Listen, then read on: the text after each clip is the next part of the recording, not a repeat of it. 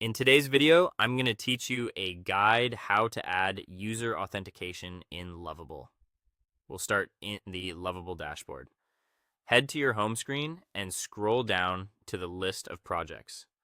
Select the project where you want to add sign in and sign up. Once you're on the project page, open the project menu and go to Settings. In Settings, find the Connectors section. Choose supabase from the list of available connectors and confirm that it shows as connected.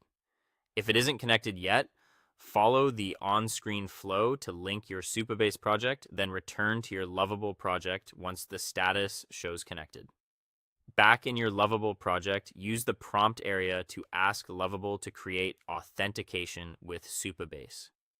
Keep your prompt clear and specific. For example, add supabase user authentication with login, signup, and logout. Protect private pages and redirect users after login.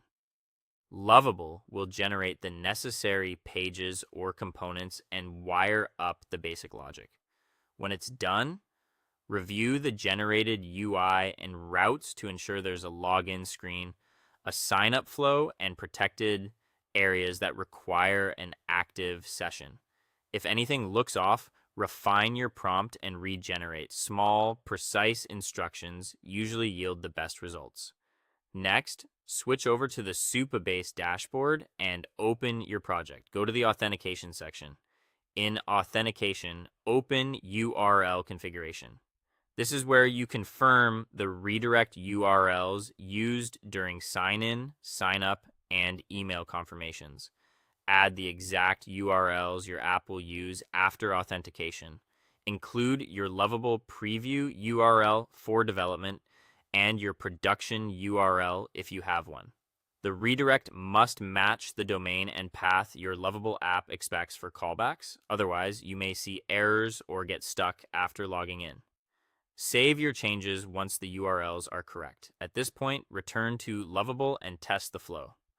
Open the app, try signing up with a test email, check for any redirect issues, and confirm that protected pages only load when you're signed in. If you run into problems, recheck the supabase URL configuration and make sure your Lovable connector still shows as connected. For cleaner testing, use a private browser window so sessions don't interfere. That's the full workflow. Ensure the supabase connector is active in Lovable. Generate the auth UI and logic with a prompt, and finalize the redirect settings in supabase so everything completes smoothly. That's all for today. Thank you for watching, and I'll see you guys in the next one.